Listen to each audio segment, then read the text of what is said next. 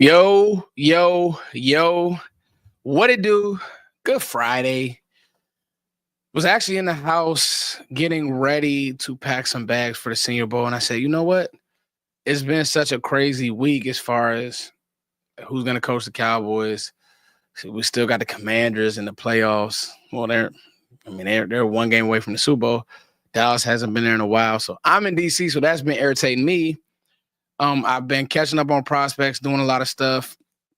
And of course, we don't know who's going to coach this team, and I'll talk about some of that. So it's just been such a crazy week. But I say, you know what? I owe it to you guys to at least give you guys a prospect video and give you guys a breakdown video. So that's what this video will be. Cowboys Senior Bowl preview. All my draft nerds, this might not bring the drama crowd in, but I know that this will bring my draft family in. So what's up, draft family? What's up, draft family? It's your boy Footsdaking as always. Thank you guys for liking, sharing, subscribing. This video is brought to you guys by BetUS. I don't have no bells and whistles, man. It's just me, my thoughts, and what we going to talk about. And this video is brought to you guys by BetUS. BetUS has all your betting needs if you want to bet on basketball tonight, if you want to bet on basketball tomorrow, if you want to bet on the playoffs, if anything, and the conference, it's one more game to the Super Bowl. So if you want to bet on those games, Bills, Chiefs, Commanders, Eagles, I'd probably go Eagles, unfortunately. And an NFC team is going to be representing the Super Bowl no matter what, but I probably go Eagles over the Commanders. I think they're better across the board. Jaden Daniels is playing great, who, by the way, I went back today and I got bored. I actually posted it on Twitter too. I went back today and I got bored, and I posted on Twitter just how well Mike Zimmer did against Jaden Daniels and taking away his first read and, crashing the pocket instead of just running around and letting him escape through lanes. So that was really cool. And I think that Philly has the horses to do it, especially with Jalen Carter just collapsing the pocket, kind of that crush rush. That's what you call it. So I will go them. And then with the Bills Chiefs, I actually got the Bills. I think that the Bills are sneaky good. And I think it's because of how good the Bills are in the run game. Joe Brady, Deion Dawkins, Osiris Torrance, who I was very high on Osiris Torrance. People, oh, no, he's not good because he had a bad game against Jalen Carter. I'll never forget that when he was at Florida. People, didn't want him drafting in Dallas. You would love to have Osiris Torrance right now. So that line, the way they run the ball, you think about Dalvin Cook's little brother, James Cook, who gave Dallas fits a year ago. I mean, they got dudes. So I think I'm going to go Bills over the Chiefs. I think that's the upset. I think everybody is thinking it's going to be the Commanders, and I actually think that it'll be the Bills over the Chiefs. So that's playoff news. Now let's talk coaching news. So it's breaking news that Al Harris is no longer on the staff. He is going to Chicago, apparently. They've picked him up, but one of the biggest news pieces. So yesterday it came out, and we're not going to spend a lot of time on this, guys, because I do want to get to every athlete that I'll be talking about for the Senior Bowl. So yesterday it came out that Dallas was, air quote, interested in Pete Carroll. I thought that was fluff. And then, of course, this morning, the reports Pete Carroll is going to coach the Las Vegas Raiders. So he's going to be staying out west, and he's coaching Las Vegas. So that was that report. And then the Rich Bisaccia stuff, and it's that and the third. And then Shan Sharif breaks this news. They are working to assemble Brian Schottenheimer's staff. I don't think he would tweet that if it wasn't real. And so I just got to tell you guys, I think that Brian Schottenheimer is your next head coach. And I'm not going to say I know, I don't know how to feel about it, but at the end of the day, it just is what it is. I'm not going to complain, and I'm not going to lead a community. We kind of talked about that yesterday. It wouldn't be fair to you guys and the people who kind of like ride with us and ride with me and who have rolled with, this channel for so long. What's up, Matt? Actually, Matt did this graphic that I'm about to show you guys. So shout out to Matt. Thanks for sticking in there, Matt. But yeah, right now, Me and Matt had some really good conversations. I wish I could let y'all in on them. We talk about football a lot and just ideals. And I think there's a world where people wanted a Pete Carroll because of his energy and things like that.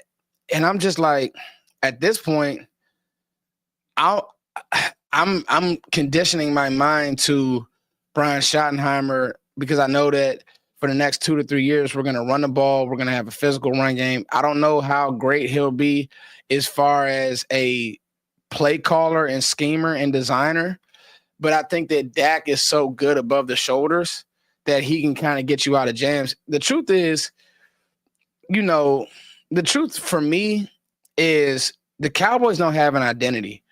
And one of the things that I will give Schottenheimer, every time he speaks, the word physicalness comes out his mouth. Every time. And I think that that's real, and I think that he takes that serious.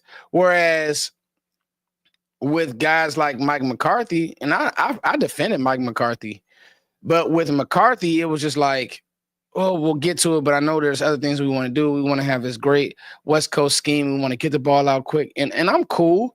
I want to get the ball out quick too, but I'd also like to be able to run the ball when we want to run the ball. So here, I got a little quiz for you guys.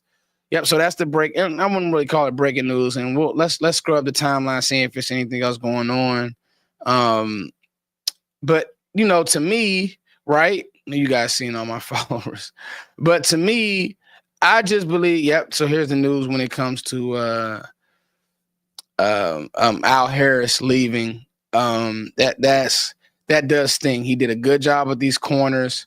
I know that Dallas was never going to make him the defensive coordinator. So, Al, if it means you got to go do your thing, then go do your thing. I mean, some other coaching news.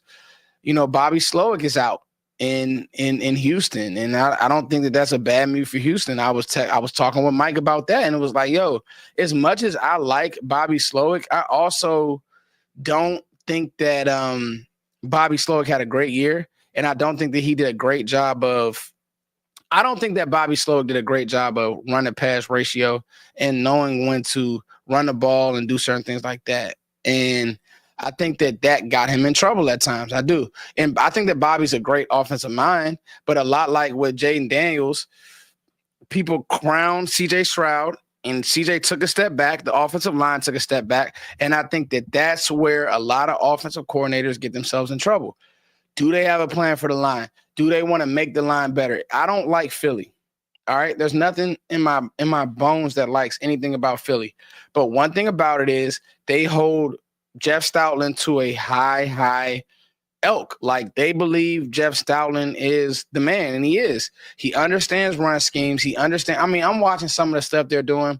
They're pulling their centers. They're wrapping guards. They're running dart schemes. They're running gap schemes.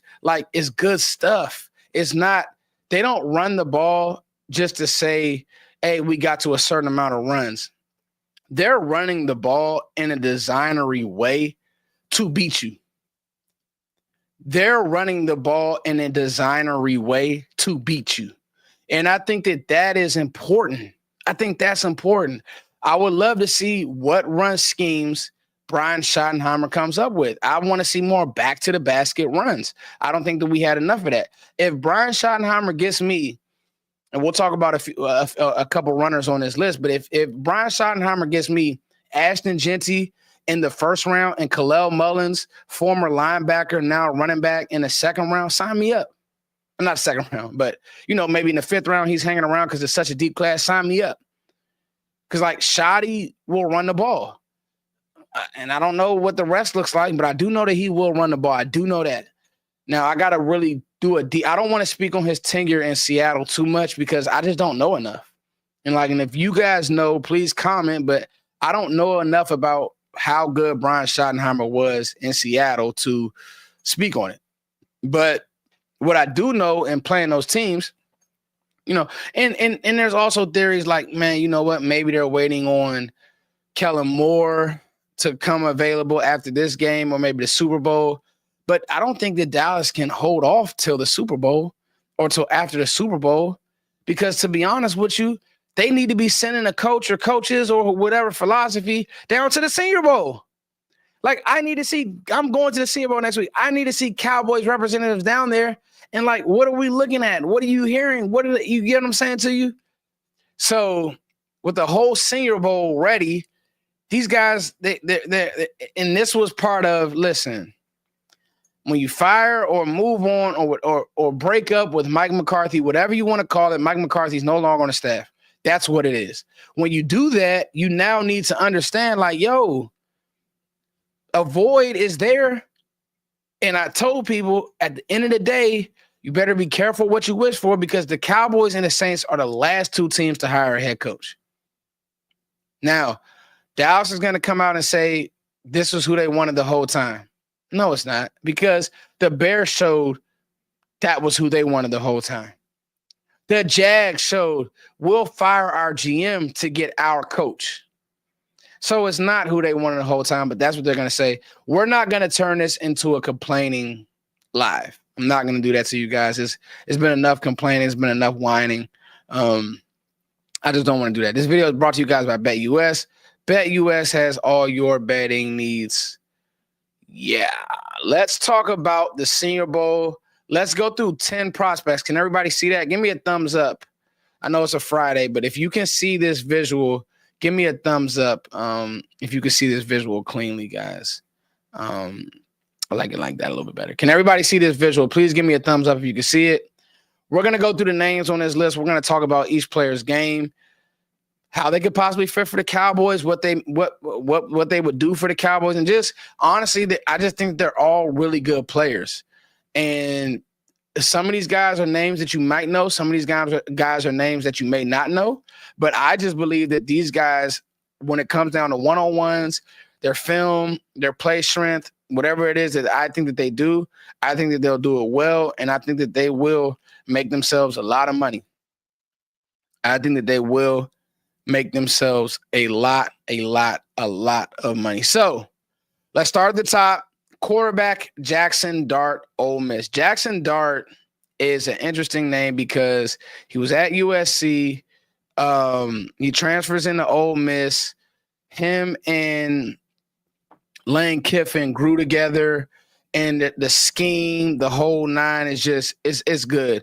And if you guys really want to be in for a treat, man, go watch some of the throws he made against Duke in that bowl game. It was good stuff, guys. He has sneaky athleticism. He has a strong arm. He has arm talent. And it's actually kind of strange that he's not up there with some of these names at quarterback.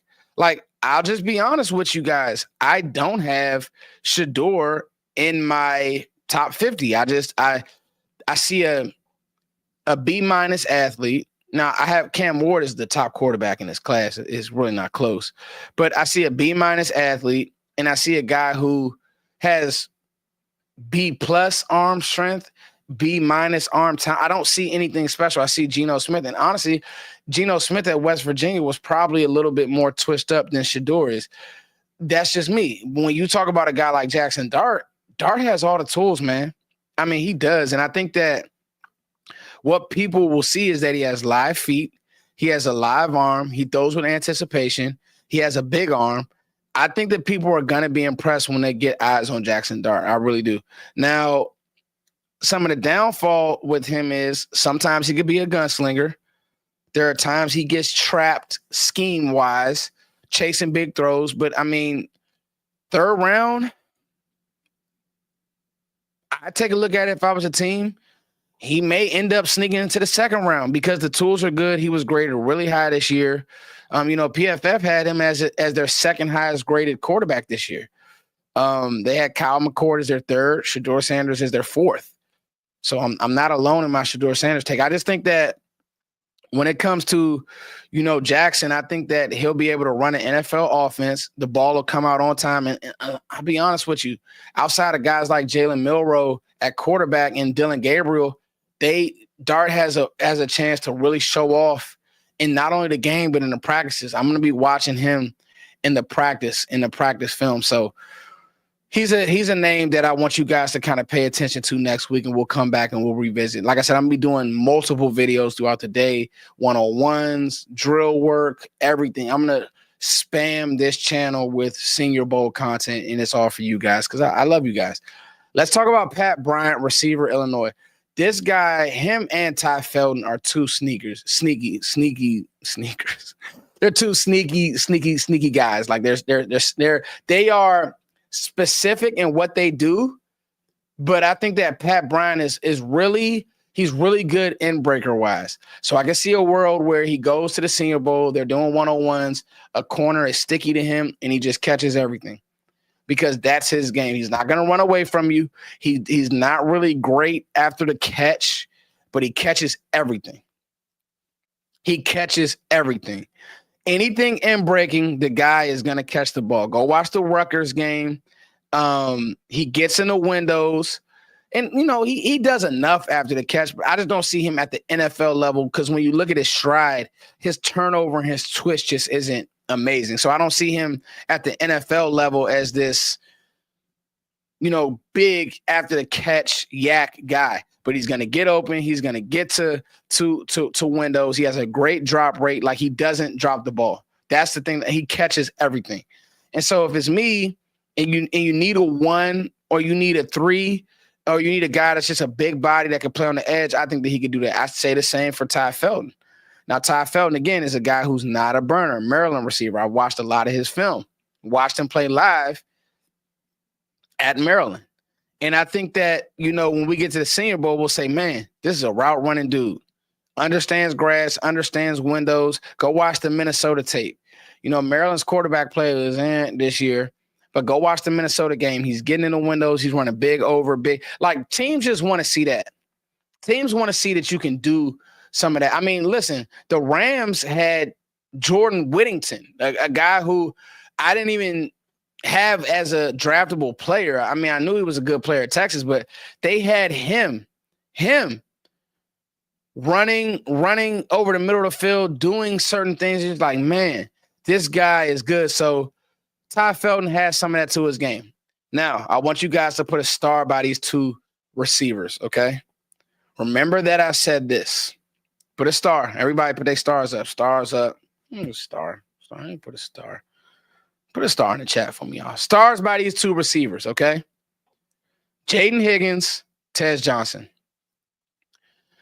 If Jaden Higgins can go to the Senior Bowl and show any type of separation, just any, second-round pick, I guarantee it. The body control, the frame, and his teammate is actually really good too. Jalen Noel is really good. Yeah, get those stars going. Yeah, thank you, MVP Lounge. Make sure y'all get the likes up too. I know it's a Friday. It's slow in here, but we're going to work regardless. We ain't tripping. Jaden Higgins has stuff that you just can't coach. Like, I like Alec Ailmanor. I think that Jaden Higgins may be more consistent, dare I say. I think he may be more gritty. Higgins is good, y'all. Like, Higgins is really good, and I'm going to be watching him against some of the top corners. I can't wait to see him and the Florida State kid, Ezra Thomas, Wanye Thomas's brother. Like, I can't wait to see those guys go at it because Ezra, he's really gritty, really physical, wants to get hands on you, and, like, Higgins just isn't going to let you do that. He's just not going to let you do that. So, Jaden Higgins, great player. You guys put a star by him, catches everything, fade ball. And, the funny thing about Higgins that I really, really like, he is a really good route pacer. Really good route pacer. Like, for him to be that big, he doesn't, like, when we talk about route pacing, we can get, this is my draft family in here, so we can get nitty gritty. So when you talk about receiver playing, you talk about route pacing.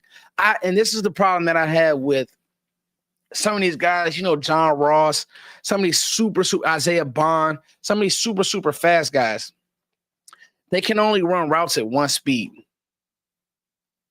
That's what made Antonio Brown so good. Antonio wasn't a speed guy. That's why he fell in the draft. Well, that and off the field issues. And he went to a small school. But he could play at tempos. He could rock you to sleep. That's why I like Matthew Golden, a little bit better than Isaiah Bond because of those reasons. Higgins has some of that to his game as a big body. As a big body, he has some of that, and I think that you guys are going to be really impressed with him. Tez Johnson. Tez Johnson is going to have that. I don't think it'll be as, like, so he's not going to be Tank Dell in that way, but it'll be close.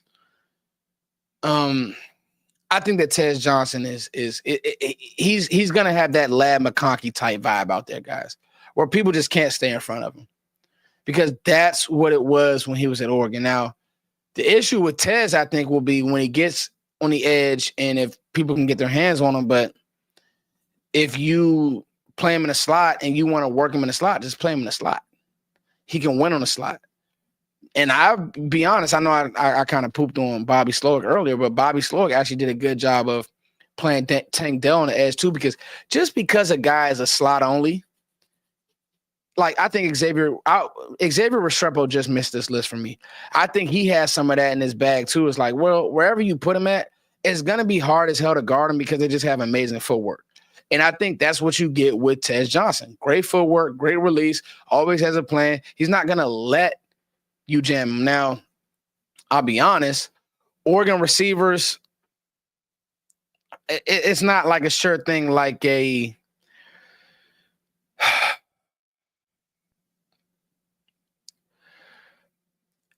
I won't say it's not a sure thing like LSU receivers, right? Like I don't look at Oregon receivers and say, because I'll be honest, there have been some Oregon receivers that have burned me in the past that, I go out on a limb for them and they just weren't good enough. Now, was my guy from the Broncos who the Broncos drafted this year. I was extremely high on him. And Troy Franklin, he wasn't bad. He actually caught a touchdown not the Super Bowl, in their playoff game, but he just wasn't consistent enough. Had drops, he had issues getting open at times. But I love Troy Franklin in Oregon. But got to the league, it was a lot. Now, that's not to say that Troy won't be a good player, but so I do understand if there's people out there like, you know what, I'm cool on Tez because he's not big enough. But again, guys, put stars by Tez Johnson, put stars by Jaden Higgins. Tez Johnson, Jaden Higgins. Tez Johnson, Jaden Higgins. All right, let's get to these running backs because there's a bunch of running backs going.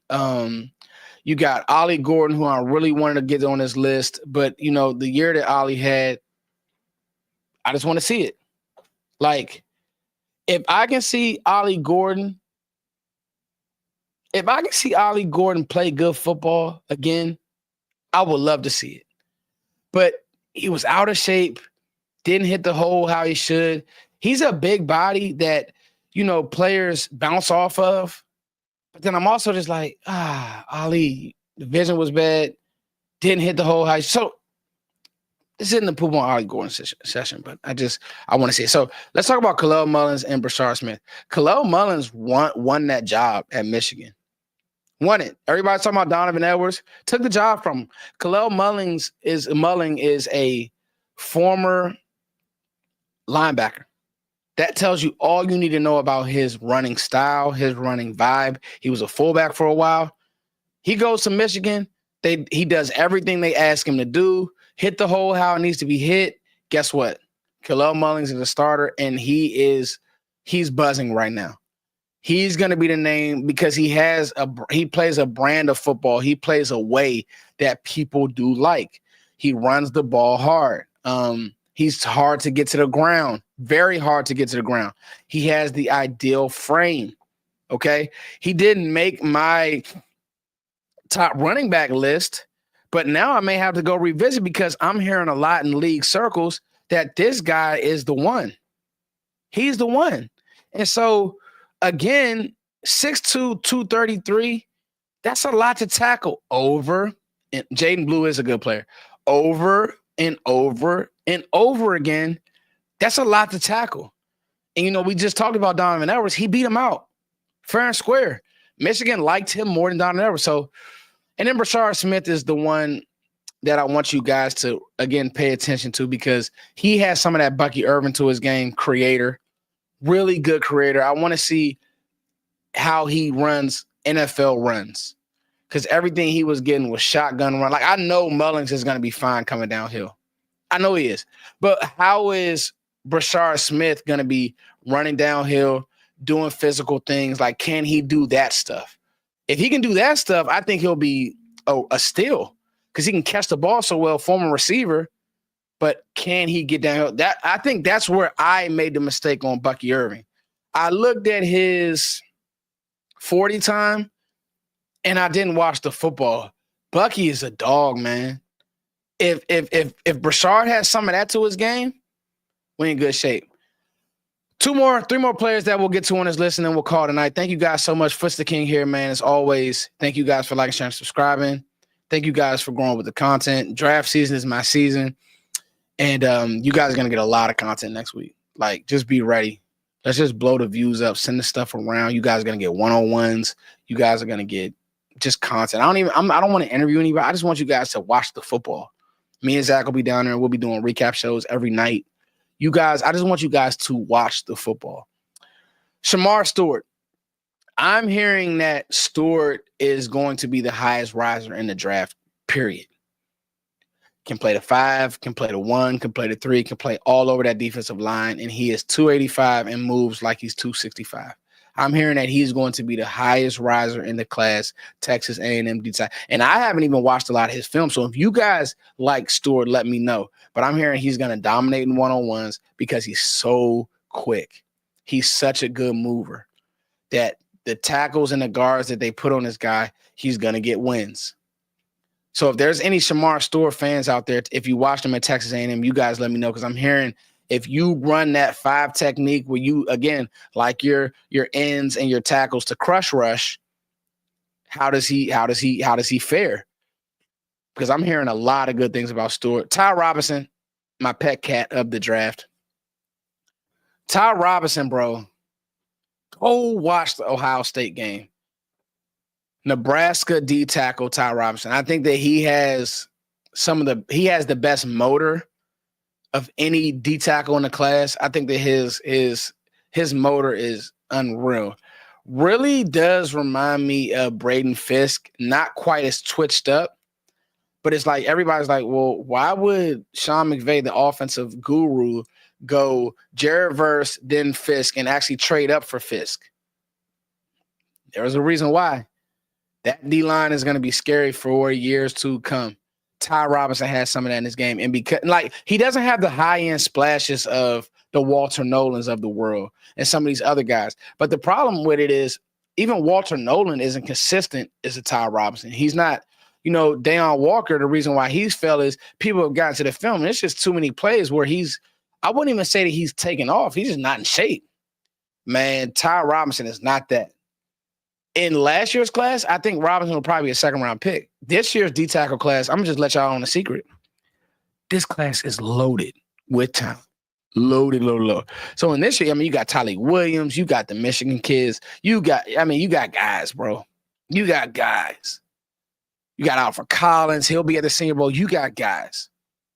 So I think that as long as Ty Robinson go out here and make his name, do what he's done consistently on film, I'll be extremely impressed. And then my last athlete that I wanted to put on this list, and I couldn't get everybody, this is just the top 10 guys. If you guys want to go see a Senior Bowl roster for yourself, go check it out. Darian Porter is interesting because he's a huge corner. He's almost 6'4".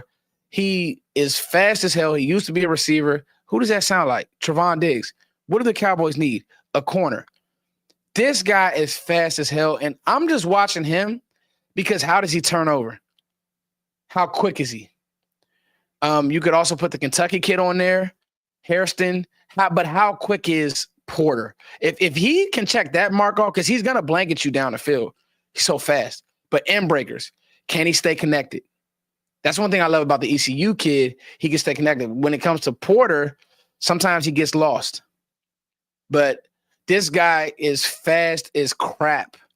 Again, receiver background, great ball skills, great ball production, but you just want to know, with tall corners, you want to know how well can they process, number one, pattern match, number two, and then actually break on the ball, number three.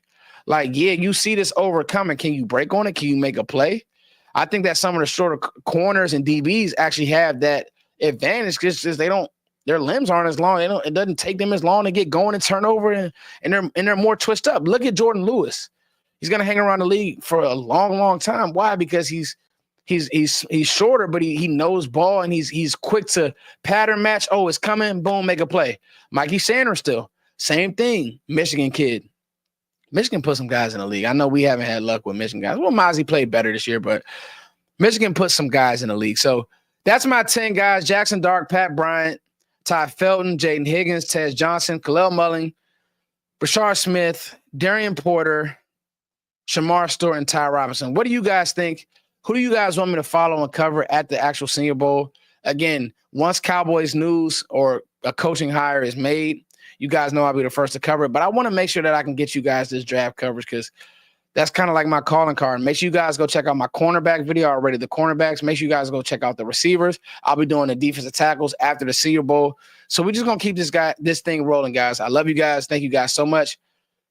Y'all say a prayer. I got 4 safe travels. Me and Zach driving down to the Senior Bowl. First one. Going to be fun. All right. Love you guys. Peace.